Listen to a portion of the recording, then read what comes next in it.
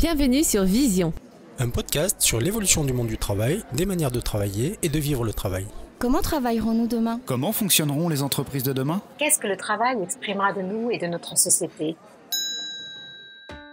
Est-ce le travail qui façonne l'être ou l'être qui façonne le travail ? Je suis Laure Brignone, fondatrice d'une étincelle. J'accompagne les personnes à créer leur place professionnelle avec cohérence, confiance et joie.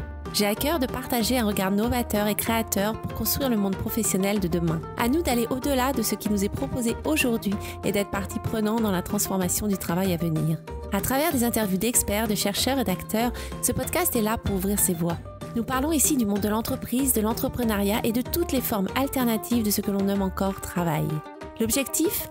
Un monde professionnel avec plus de sens, de conscience, d'humain, d'envie, de respect de notre planète et tout simplement avec plus de vie. Belle écoute!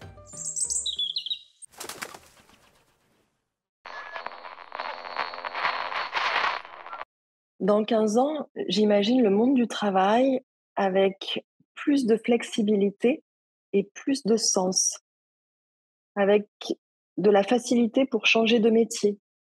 L'accompagnement à la reconversion sera devenu courant et on verra de plus en plus de personnes se lancer dans l'entrepreneuriat ou le freelancing, mais aussi faire des allers-retours entre le salariat et l'entrepreneuriat. Je pense qu'il y en aura de plus en plus.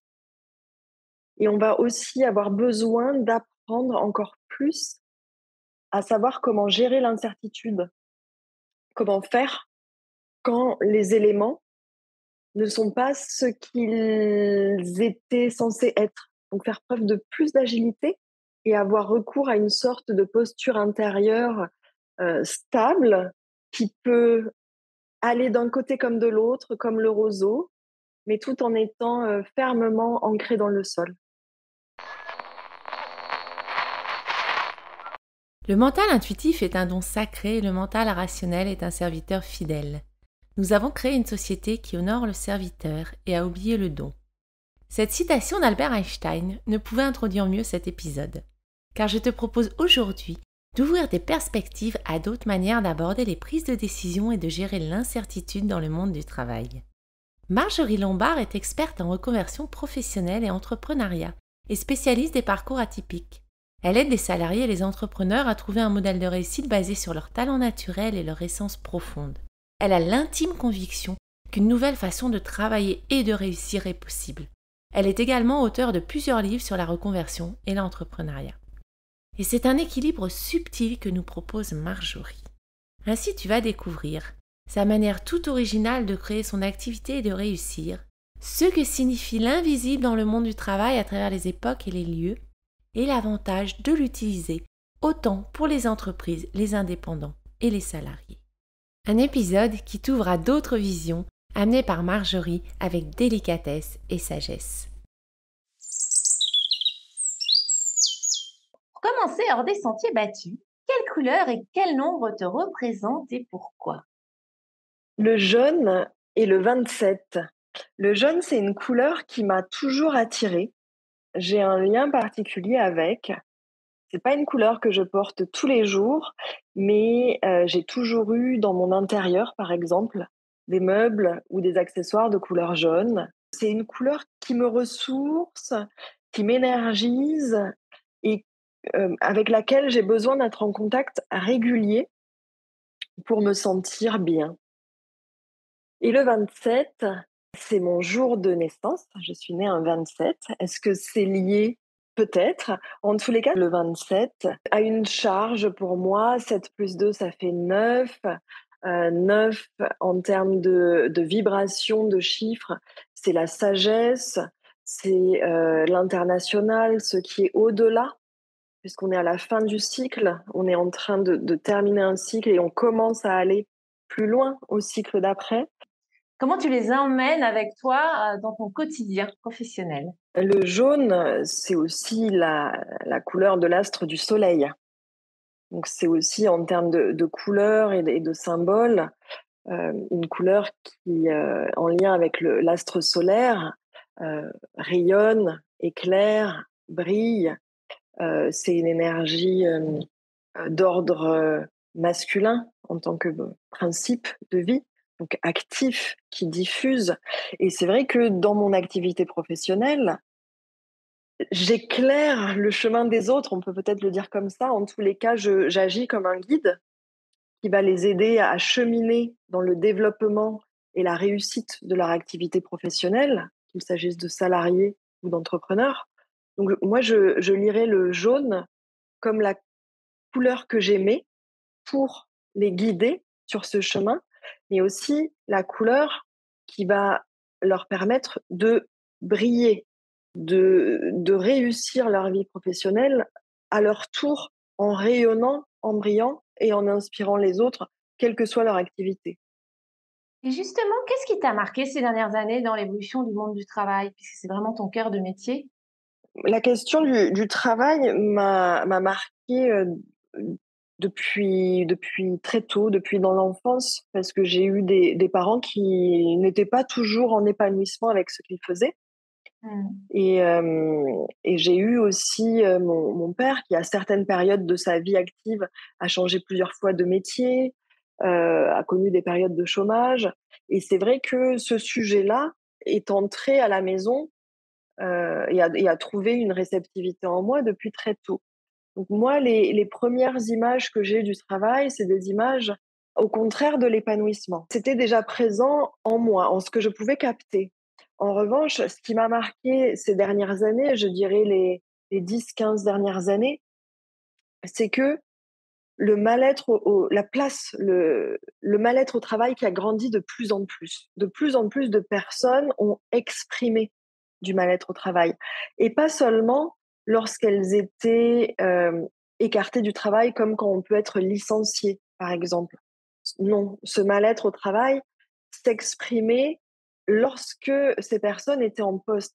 Et donc, ces 10-15 dernières années, ce qui m'a énormément marqué, c'est la taille de ce mal-être grandissant chez toutes les classes sociales, tout secteur d'activité. Auparavant, on pouvait se dire que c'était les ouvriers ou les professions plus précaires qui pouvaient souffrir, et pas du tout. Pas du tout. On voit bien aujourd'hui que à tous les niveaux, les professions intermédiaires, les cadres supérieurs, les dirigeants, même les entrepreneurs parfois, ont mal au travail. Donc ça, ce mal-être m'a marqué. Et à côté ou en lien avec ce mal-être, ce qui m'a également marqué, c'est le nombre de personnes qui passent à côté de leur vie professionnelle et donc à côté d'elles-mêmes. Aujourd'hui, on voit bien que la société change et c'est normal, elle évolue à chaque instant, mais ce mal-être grandissant au travail et la société qui chemine de la façon dont elle chemine, fait que aujourd'hui, on a aussi besoin de trouver, pour certaines personnes, un sens au travail, pour d'autres, un épanouissement, pour d'autres, un minimum de plaisir. Et on est dans une époque où l'individu a besoin de s'épanouir. C'est un constat. Tout le monde veut s'épanouir. Certains, c'est dans le cadre de leur travail, d'autres, c'est dans le cadre de leur famille. Cette tendance à l'individualisation de la société et à l'épanouissement personnel n'a pas toujours existé. C'est très récent, finalement, à l'échelle de la société.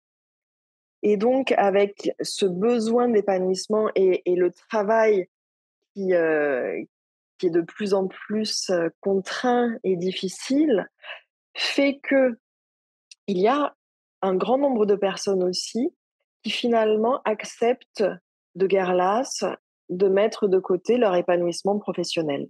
Donc j'observe aussi de plus en plus de personnes qui vivent une vie professionnelle à côté d'elles-mêmes, à côté de leur pompe.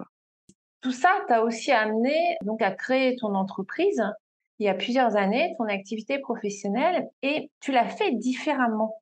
Ce regard que tu avais sur le travail t'a amené donc à sortir des sentiers battus, hein, j'ai encore employé ce terme. Est-ce que tu peux nous expliquer ce qui t'a amené à ça? Alors c'est vrai que je l'ai fait de façon très naïve, avec le regard que je porte aujourd'hui. Mais à l'époque, c'est vrai que j'ai créé un métier qui n'existait pas quand je me suis lancée. Donc on est en 2012-2013 et j'ai créé une activité de coaching de reconversion en ligne et pour les femmes. À l'époque, cela n'existait pas ou très, très peu et on ne savait pas qu'on était plusieurs à faire ça. Donc travailler en ligne, être en télétravail ou être, digitalisé en 2013, c'était, très, très peu courant. On n'avait pas du tout les mêmes moyens techniques et technologiques qu'aujourd'hui et pourtant, moi, dès le début, je me suis mis en ligne.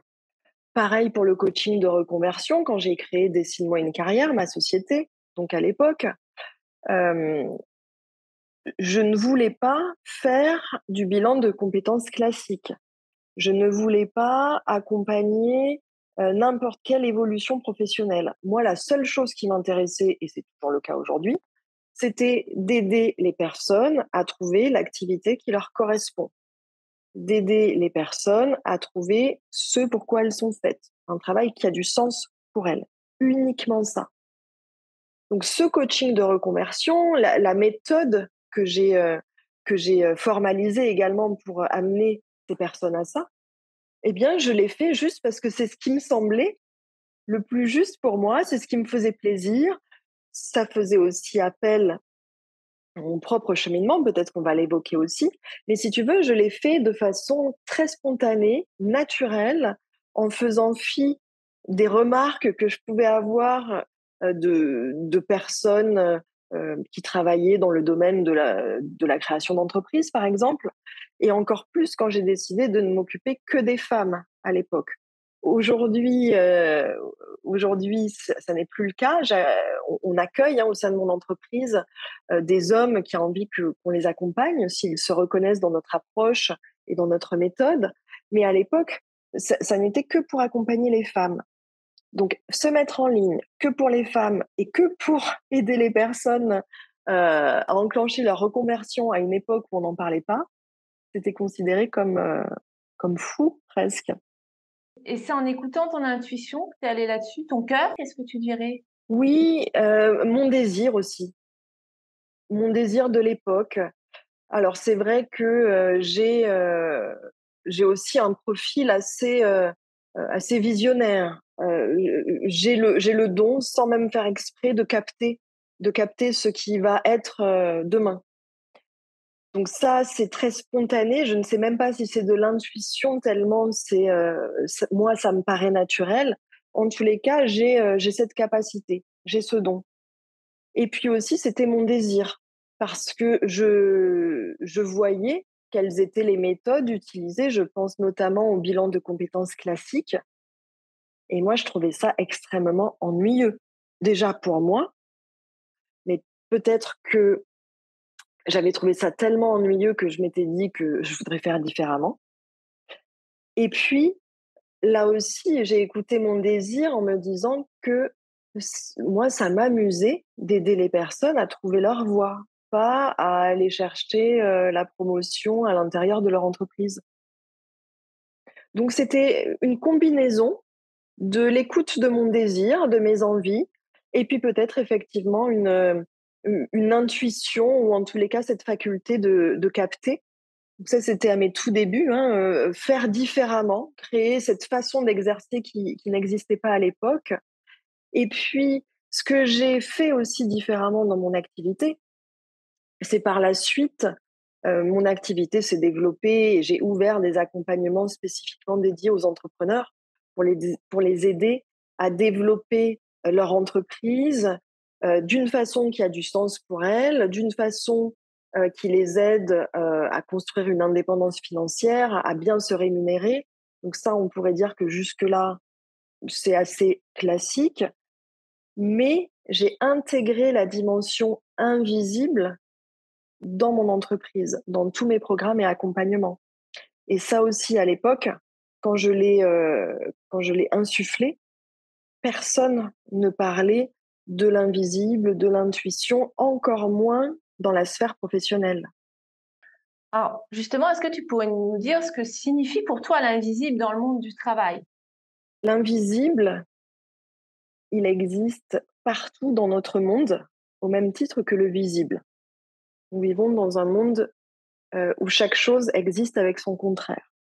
Donc, avant de définir l'invisible dans le travail, il faut quand même se rappeler qu'au même titre que nous vivons dans un monde visible, je vois la maison qui est en face de moi, je vois la personne qui est à côté de moi. Eh bien, notre monde est fait de plus que ce qu'on voit. Notre monde est fait de visible, mais aussi d'invisible. Par exemple, l'électricité existe, je ne la vois pas si je n'appuie pas sur l'interrupteur. L'inconscient dans notre psyché existe, je ne le vois pas, mais il est pourtant là, et c'est lui qui nous régit à 90%. Donc l'invisible est là. Au travail, l'invisible, on va pouvoir le retrouver dans plusieurs expressions. Aujourd'hui, l'expression la plus commune dans les entreprises va être, par exemple, ce qu'on appelle les soft skills, l'intelligence émotionnelle, la capacité d'être en relation. Tout ça est invisible, on ne le voit pas. Pourtant, ce sont des outils que l'on peut utiliser, ce sont des façons que l'on a de se comporter. À côté de cela, il y a aussi l'intuition, dont on a parlé tout à l'heure, la créativité. La créativité fait partie des outils invisibles. Et puis, il y a aussi toute une autre famille d'éléments en lien avec l'invisible qui, là, sont plus rares, ou en tous les cas plus rarement évoqués, comme la connexion avec autre chose que nous, que la partie consciente de nous-mêmes, la transcendance, la connexion avec ce qui est plus grand que nous, la spiritualité par exemple. On voit de plus en plus de courants de leadership spirituel arriver dans les entreprises. Il y a aussi tous ces signes, symboles et synchronicités. Et aussi, par exemple, la méditation, l'intériorité, le retour à soi, à son essence, que ce soit dans des parcours de reconversion, que ce soit dans l'entreprise, que ce soit si on est soi-même dirigeant ou entrepreneur. Autant d'outils qui vont nous aider à trouver notre place, se sentir bien à notre place professionnelle et aussi trouver ou se connecter à l'action juste, celle que je dois poser pour avancer. Ça regroupe effectivement beaucoup de choses, des choses plus intégrées dans le monde professionnel maintenant, parce que l'intuition, il y a encore 10 ans, c'était pas forcément, entre guillemets, bien vu. Mmh. On en parlait moins, c'était moins facile là. Mais toi, tu l'as intégré donc directement dès le début dans ton activité, comme tu disais. Comment tu l'as intégré? De quelle manière et comment as-tu géré cet équilibre justement entre les ressources, on va dire concrètes, le Mmh. concret, parce que toi, tu es en plus quelqu'un qui est très carré, très méthodique dans ton approche. Donc, tu as vraiment ces deux côtés que je trouve très intéressants. Ça m'a demandé beaucoup d'expérimentation personnelle avant de trouver la façon dont j'ai pu intégrer ces 2 polarités. La dimension plus sensible, plus invisible et effectivement l'autre dimension pragmatique, concrète et très orientée, efficacité, performance et réussite quelque part. Et j'avais ces 2 polarités en moi depuis toujours. Sauf que pendant très longtemps, je n'arrivais pas à les intégrer. C'est-à-dire que d'un côté, j'avais la dimension sensible. Depuis l'enfance, je me suis intéressée très tôt, dès l'école primaire, à ces mystères de la vie, je les appelais comme ça à l'époque. Et donc, même dans mes lectures très très jeunes, je lisais sur ces phénomènes inexpliqués, sur l'intuition, les arts divinatoires. Donc j'avais une forme de reliance très jeune. Et j'ai toujours étudié ça, tiré les cartes, ensuite l'astrologie. J'avais la chance d'avoir une grand-mère qui elle-même heu, aimait cela et pratiquait. Donc je l'ai connue avec ses cartes, je lui ai demandé qu'elle m'apprenne. Pareil avec l'astrologie, puis après j'ai étudié dans des livres. avec des professeurs. Et si tu veux, je n'ai jamais cessé de baigner dans ces dimensions-là. Mais c'était d'un côté. C'était d'un côté de ma vie, dans ma vie personnelle. Ensuite, j'ai fait mes études. J'avais un parcours brillant. J'ai passé un bac scientifique avec 1 an d'avance que j'ai obtenu avec mention. Je suis allée faire des études de pharmacie. Donc, tout un background à l'opposé, scientifique, méthodique. Je cherche mes sources, je regarde des hypothèses, je les valide. Il s'est trouvé que, en cours d'études de pharmacie, je me suis rendu compte que je n'étais pas à ma place. Et là, j'ai pris une décision courageuse pour moi à l'époque, qui a été de ne pas terminer ce cursus, qui me donnait une voie tracée. Et de là, je suis partie vivre à l'étranger. J'ai fait un an de break avant de revenir en France et de revenir aux études, cette fois pour étudier l'histoire de l'art et la communication culturelle. Suite à ce diplôme, après mes 4 années d'études, j'ai commencé à travailler de façon, j'ai envie de dire classique, salariée. Tout d'abord comme journaliste de presse écrite, ensuite comme agent de photographe. Et au bout de quelques années de cette vie professionnelle-là, je me suis rendu compte à nouveau que c'était pas ma place. Le salariat n'était pas fait pour moi, mais je ne le savais pas.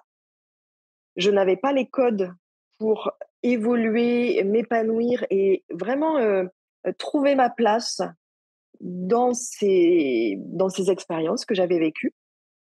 Et là a commencé une grande période de remise en question.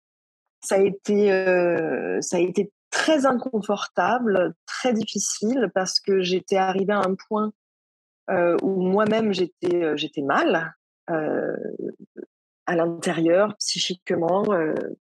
Si j'arrêtais pas, j'aurais pu aller dans le mur. J'ai eu ce courage-là aussi de dire que j'arrêtais, sans savoir quoi faire. Et là, c'est vraiment grâce à un accompagnement que j'ai suivi qui m'a aidée à recoller les morceaux du puzzle et trouver quelle était ma place professionnelle. Ce que je fais aujourd'hui. Là, je n'ai plus changé depuis. Je vis une vie professionnelle qui est la plus longue que je n'ai jamais vécue. Et tout ça pour dire que lorsque je me suis reconvertie et que j'ai créé mon entreprise d'accompagnement professionnel, c'est là où la reliance s'est faite, si tu veux, entre mes 2 aspects, sensibles et pragmatiques. Et là, je me suis dit que j'allais pouvoir réunir ces 2 facettes, les intégrer toutes les 2 dans une activité. Alors j'ai tâtonné au début, je ne savais pas trop comment je pouvais, et à quelle dose je pouvais, parler d'invisible et cetera, mais j'ai trouvé. En tâtonnant, en expérimentant, au final, j'ai trouvé. Et c'est vrai qu'en ayant trouvé ma place et en ayant trouvé mon style, puisque c'est ça aussi, j'ai trouvé mon style, hein, tu disais un peu en dehors des sentiers battus, mais finalement, c'est pas quelque chose, je ne voulais pas être en dehors des sentiers battus, mais il se trouvait que naturellement, c'était en moi. Donc, j'ai suivi ce chemin-là. Et je trouve que c'est aussi important peut-être de dire à tes auditeurs et à tes auditrices que le changement professionnel ou trouver son style professionnel en gardant le même emploi demande du courage. C'est pas confortable de faire différemment des autres, c'est pas confortable de se dire oui, c'est pas confortable de changer radicalement de secteur d'activité ou de se lancer à son compte.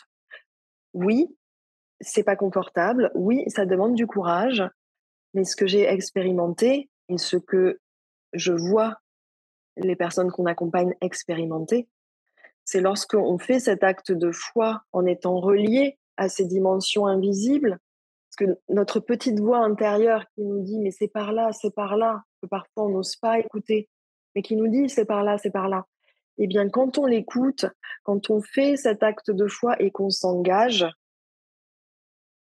à 100% dans cette voie avec notre cœur, avec notre être, avec les actions que l'on doit mettre en place, les choses peuvent aller très vite. Moi, quand j'ai créé mon entreprise, très rapidement, j'ai eu des clients. Très rapidement, mon entreprise s'est développée. J'ai doublé mon chiffre d'affaires les premières années. Chaque année, je doublais jusqu'à remplacer et dépasser mon salaire d'avant, jusqu'à dépasser les 100 000 euros de chiffre d'affaires annuel depuis des années. Il y a aussi, dans cette dimension invisible, des choses qui se passent comme si on n'était plus tout seul à se battre avec les forces extérieures. C'est comme s'il y avait d'autres éléments qui venaient avec nous pour nous soutenir et nous accompagner. C'est aussi pour ça que pour moi, c'est très important, cette dimension avec l'invisible. Justement, tu nous l'as déjà un peu dit, hein, mais en quoi est-ce important de prendre en compte cet invisible dans le monde du travail, hein, au sens large? Alors, autant pour là, tu nous as parlé pour les entrepreneurs, mais également pour les entreprises et les salariés. On peut utiliser l'invisible de plusieurs façons différentes selon ce dont on a besoin, en fait. Euh, Finalement, peu importe qu'on soit salarié, entrepreneur ou une grosse entreprise, ce qui va être important, c'est de quoi j'ai besoin. Est-ce que j'ai besoin d'obtenir une réponse? Est-ce que j'ai besoin d'obtenir du calme? Est-ce que j'ai besoin d'obtenir une nouvelle idée? C'est aussi ça, dans la façon dont j'apprends les personnes que j'accompagne à être en lien avec l'invisible, c'est aussi avoir une posture active. Ne pas juste attendre que quelque chose se manifeste. C'est pas la façon dont je conçois cette relation. Et comme il s'agit d'une relation, ça va dans les deux sens. Je demande, je reçois. Je demande, je reçois. Mais en tous les cas, dans l'entreprise, dans les grandes entreprises, il faut savoir qu'il y a même des patrons du CAC 40 ou de très, très grandes entreprises qui missionnent des gens comme moi et comme d'autres pour aller faire des thèmes astrologiques, des dirigeants, pour aller obtenir des informations sur les conduites à prendre, sur le lancement d'un nouveau produit, d'un nouveau service, pour apprendre à un dirigeant à développer son intuition, pour faire des consultations stratégiques. Encore plus à notre époque où on l'a vu avec la crise sanitaire du Covid. C'était déjà le cas avant, mais cette crise a exacerbé la période d'incertitude dans laquelle on vit. Et dans ces périodes d'incertitude, on ne peut pas continuer à piloter les entreprises ou les services de la même façon qu'on le faisait avant, quand on n'était pas dans une ère d'incertitude. Les matrices et les projections ne fonctionnent plus de la même façon. Donc, avoir recours à de nouveaux éléments comme ceux de l'ordre de l'invisible est un apport utile, et je pense notamment à ces grandes entreprises. Évidemment, on peut pas donner d'exemple dans ce cas-là, mais il faut savoir, même si ça n'est pas dit, que de grands patrons et des dirigeants et des personnes qu'on ne croirait jamais qui font appel à ces dimensions-là consultent. Pour les indépendants ou les entrepreneurs de taille plus petite, là, souvent, ils sont beaucoup plus ouverts, ils en parlent entre eux, c'est plus facile. Ils veulent qu'on les accompagne pour choisir une date propice pour des partenariats. J'aide aussi, je pense là, à une cliente que j'ai accompagnée qui avait besoin de revoir son positionnement. Donc, on peut aller chercher des informations en termes de positionnement stratégique avec une certaine cible, d'un style de communication privilégié. On peut faire tout ça. Et d'ailleurs, en préparant notre échange aujourd'hui, je suis retombée sur une étude de la Harvard Business School qui date un peu, mais qui a le mérite d'exister et d'avoir été faite par l'école, qui avait interrogé des managers Et sur 1300 managers interrogés, donc c'est aux États-Unis, mais je pense que c'est absolument similaire et comparable en Europe. Sur 1300 managers interrogés, 80% expliquent leur succès au travers de décisions prises intuitivement. 80% des managers expliquent leur succès au travers de décisions prises intuitivement. 75% affirment utiliser autant leur intuition que leur logique, mais la moitié ne veut pas l'admettre publiquement. Pour les salariés, on va utiliser l'intuition différemment parce qu'ils ne sont pas forcément à la recherche du même type d'information. Mais ce que je trouve particulièrement intéressant avec eux, c'est déjà de les aider à se mettre à l'écoute de leur intuition, de leur sagesse personnelle, apprendre à faire le vide pour se relier à ce qu'on appelle la partie supérieure de soi-même, le moi supérieur selon les différents courants psychologiques. En tous les cas, avec cette partie de soi que nous avons tous et qui n'est pas la partie logique, qui est l'autre partie que nous avons, qui est capable de prise de hauteur et de jugement. Donc avec les salariés, je trouve que c'est intéressant de les aider à se brancher sur ce nouveau canal, on pourrait dire.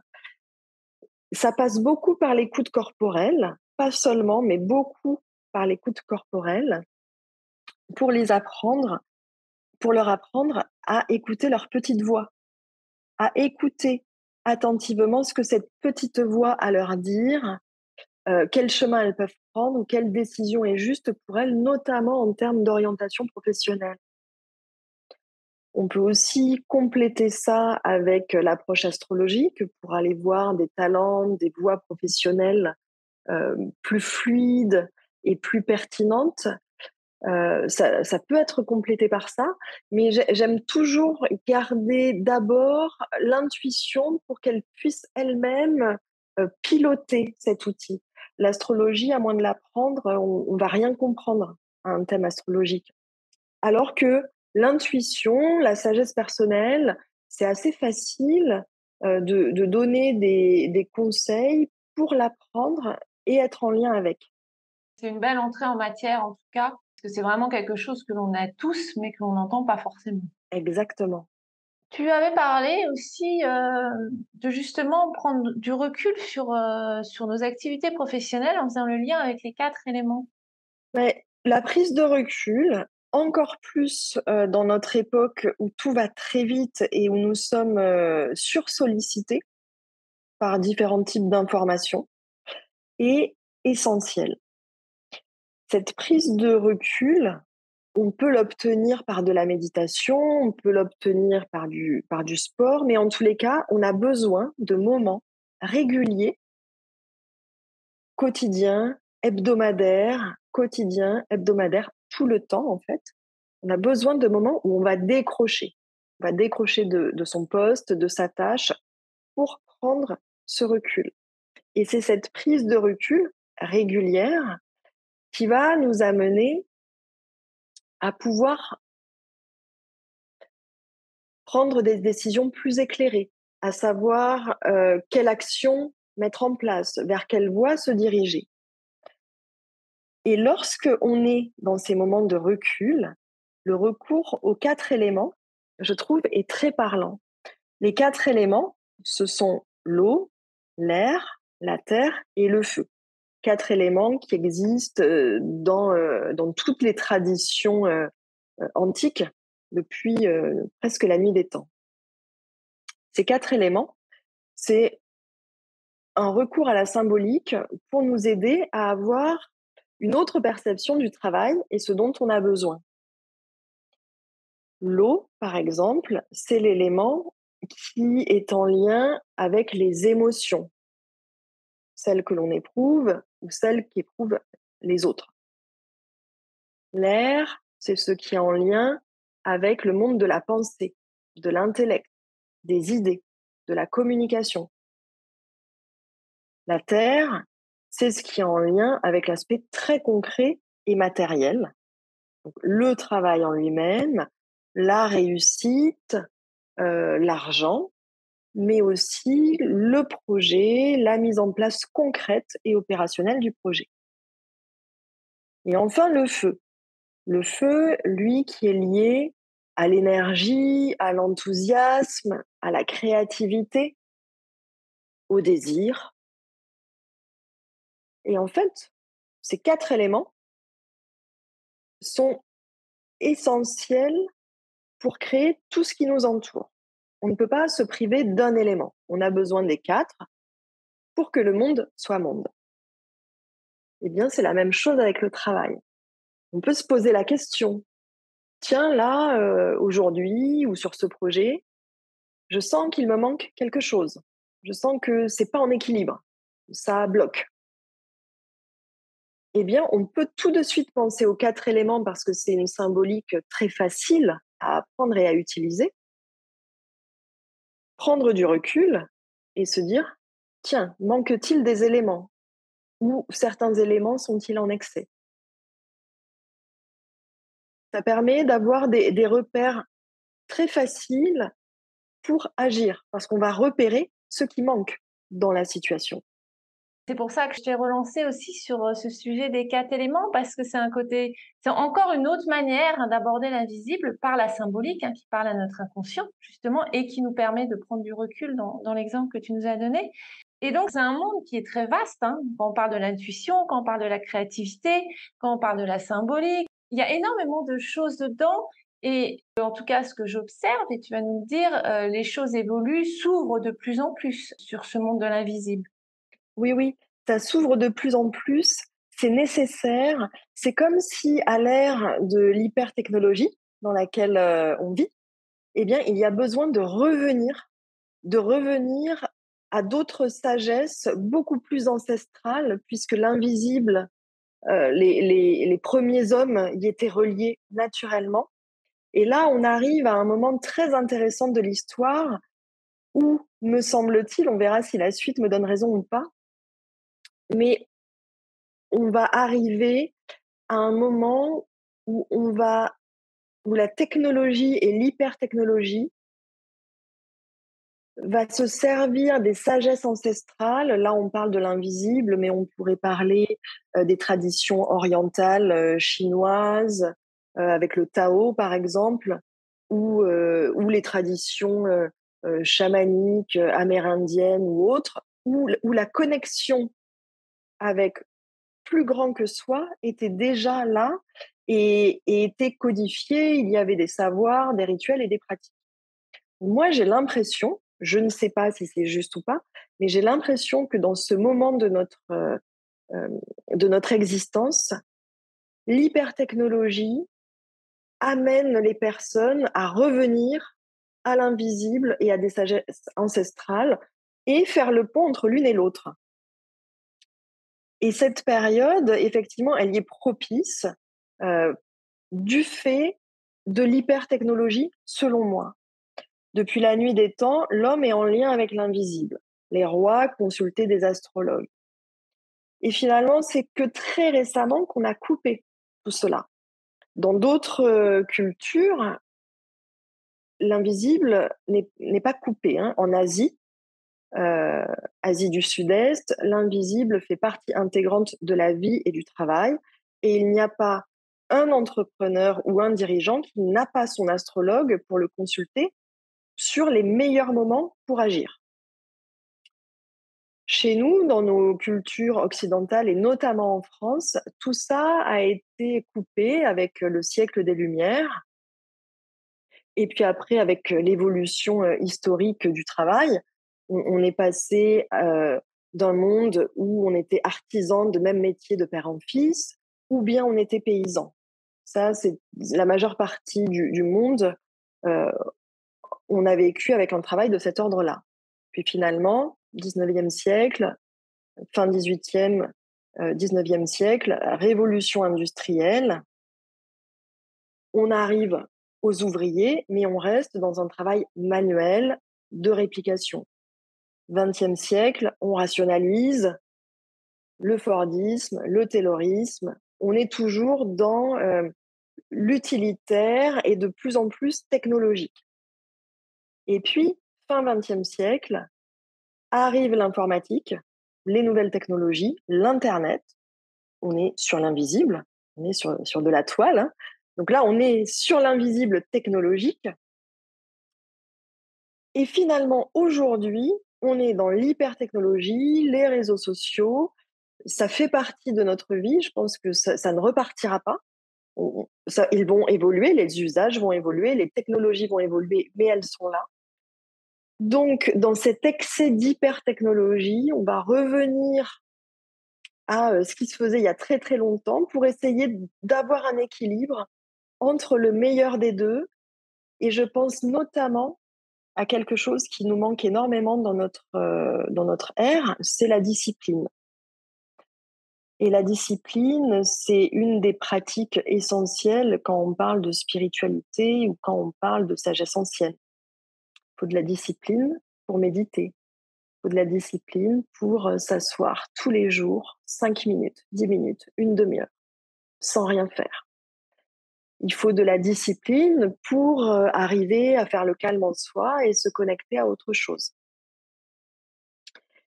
Discipline qui est de moins en moins présente si on n'y fait pas attention, à cause de cette sursollicitation de ces informations qui arrivent de toutes parts, que ce soit dans les boîtes mail, que ce soit sur les téléphones ou que ce soit simplement entre les relations de travail. Donc, selon moi, on a besoin d'aller dans cet équilibre, de revenir à des moments de déconnexion totale régulièrement dans l'année pour pouvoir être vide à nouveau, en fait. Et c'est dans ce vide, qui n'est pas vide, puisqu'on le sait aussi avec la physique quantique, le vide n'est pas vide, finalement, il est occupé dans sa majeure partie avec autre chose que du vide. Mais l'image est parlante, on apprend à faire le vide pour pouvoir le remplir d'autres choses qui va nous servir pour la suite. Et cette autre chose, ce sont ces idées, ces décisions, ces intuitions qui vont arriver si et seulement si le vide a pu se faire et la connexion s'établir. C'est d'une certaine manière aussi, en t'écoutant, se reconnecter à la nature, hein, puisque les animaux, ils ont toujours cette connexion à l'invisible. Donc nous, effectivement, on l'avait naturellement. Et comme tu dis, cette hyper technologie, petit à petit, fait qu'on s'est aussi coupé de nous. C'est sûr que c'est plus facile quand on vit hors de la ville, parce que la nature nous y aide. Pour peu qu'on ait un jardin ou qu'on habite à côté d'une forêt ou d'un parc ou de la mer, le simple fait d'aller passer un quart d'heure dans cet endroit de la nature, peu qu'on n'ait pas le nez collé sur l'écran, on va naturellement déconnecter et se relier au vivant. Est-ce que tu aurais un livre à nous conseiller pour justement faire évoluer notre vision du monde du travail en prenant en compte cette part d'invisible? Alors moi, les livres que j'aurais à conseiller ne vont pas parler directement du travail, Ouais. mais justement, c'est ce qui est intéressant. Ils vont parler plus de la dimension invisible dans laquelle on va pouvoir aller piocher, chacun à sa façon, pour après trouver une pépite à intégrer dans son quotidien de travail. Et les 3 livres que j'ai en tête, ce sont des livres de chevet pour moi, que j'ai lus, relus et que même parfois je prends et que je vais ouvrir au hasard. Je ne vais pas forcément les lire de bout en bout. Il s'agit du Petit Prince d'Antoine de Saint-Exupéry, qui est un conte finalement réservé aux adultes, je dirais, alors qu'on nous le fait lire quand on est enfant. Et je pense que quand on le lit enfant, on passe à côté de toute la sagesse qu'il y a dans ce livre. Donc, si vous l'avez déjà lu enfant, je vous conseille de le relire aujourd'hui à l'âge adulte. Le deuxième livre, c'est La Voix du tarot d'Alexandre Jodorowsky.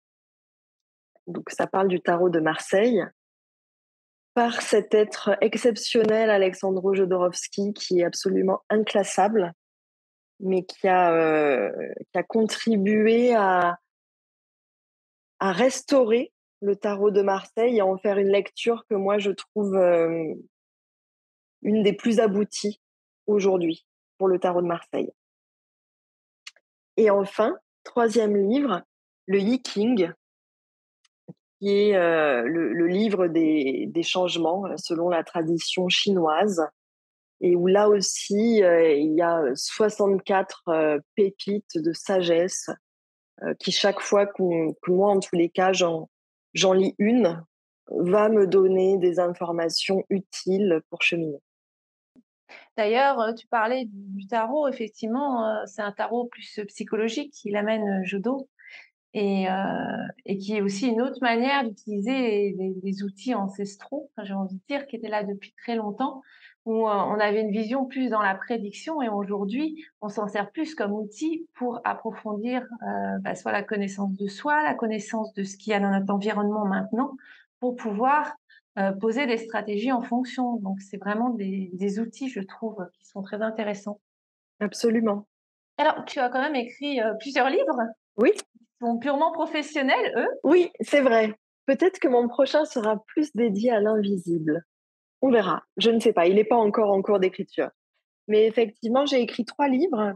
Le premier qui s'appelle Dessine-toi une carrière et qui s'adresse plus spécifiquement aux personnes qui veulent trouver justement l'activité qui leur correspond pour enclencher leur reconversion.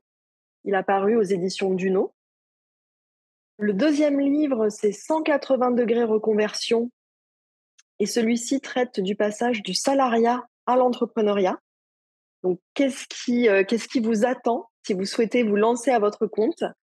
Il a paru aux éditions Vuibert et il est conçu comme un compagnon de route avec des témoignages d'entrepreneurs qui dévoilent les coulisses de leur histoire entrepreneuriale, mais aussi des exercices et des points théoriques et didactiques. Et enfin, le troisième livre, Je deviens coach, paru aux éditions Erol et qui est plus spécifiquement adressé aux coachs, accompagnants et professionnels du bien-être pour savoir comment s'installer et se constituer une clientèle. Je mettrai de toute façon les liens vers tes livres dans la description de l'épisode. Mhm. Vous pourrez les retrouver directement. Et où peut-on te retrouver sur Internet, entre autres? Oui, alors c'est vrai que je suis beaucoup sur Internet. Ça a fait partie, dès l'époque de la préhistoire sur Internet, j'ai ouvert mon blog et j'y étais dessus. Donc, les personnes salariées qui veulent trouver l'activité qui leur correspond, ou même les entrepreneurs, puisque là aussi, c'est très curieux, j'accompagne de plus en plus d'entrepreneurs qui veulent se reconvertir. Mais donc, les personnes qui veulent être aidées pour se reconvertir et trouver l'activité qui leur correspond peuvent aller sur www.dessinemoi-une-carrière.com. Les entrepreneurs qui veulent que je les aide à développer leur entreprise peuvent aller sur www.beyond-business.fr ou sur marjorielombard.fr. Et je suis sur Instagram, plus spécifiquement pour les entrepreneurs, sur LinkedIn pour les entrepreneurs et les salariés. Et je mettrai tous ces liens également avec ceux de tes livres. Merci beaucoup, Marjorie, pour tout ce partage qui, je trouve, apporte beaucoup parce que tu montres aussi cet équilibre. Il faut que l'on retrouve entre l'hyper-rationalisation, on peut employer ce mot aussi, hein, l'hyper-pragmatisme, je ne sais pas si ça existe vraiment, et réintégrer et trouver l'équilibre avec ce monde plus invisible qu'on a en nous. Et ce que je trouve surtout important, et ce que tu montres vraiment, c'est que ce n'est pas opposé. Parce que je trouve que ces derniers temps, on est allé beaucoup dans une certaine opposition. Pour moi, c'est vraiment l'un avec l'autre, c'est pas du tout l'un contre l'autre. La richesse, justement, c'est d'utiliser ces deux manières que l'on a en tant qu'humain, hein, d'avoir ce côté concret, pragmatique dans la matière, et en même temps d'être connecté à d'autres choses, peut-être qu'on n'explique pas encore, qui étaient là depuis très longtemps et qui nous permettent d'avancer encore mieux.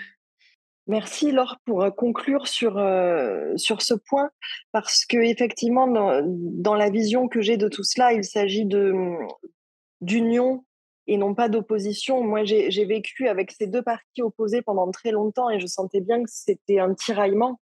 Donc, arriver à les unir, c'est magnifique.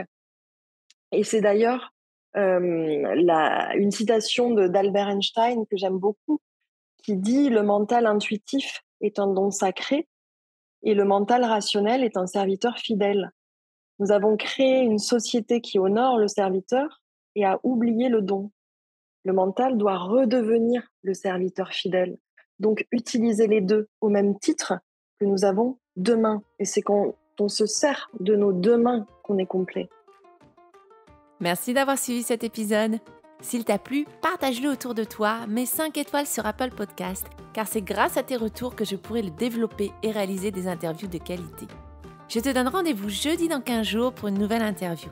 Pour être averti de chaque nouvel épisode, tu peux t'inscrire à la lettre L'étincelle du gecko sur uneétincelle.fr/lettre ou t'abonner à ta plateforme d'écoute préférée. Si tu as besoin d'aide ou d'éclairage sur ta construction professionnelle, rendez-vous sur uneétincelle.fr où tu découvriras de nombreux articles et vidéos, plusieurs guides gratuits et les accompagnements individuels que je propose. Et si tu as des questions, des idées et des retours à me faire sur ce podcast, tu peux m'écrire à contact@uneétincelle.fr. À bientôt.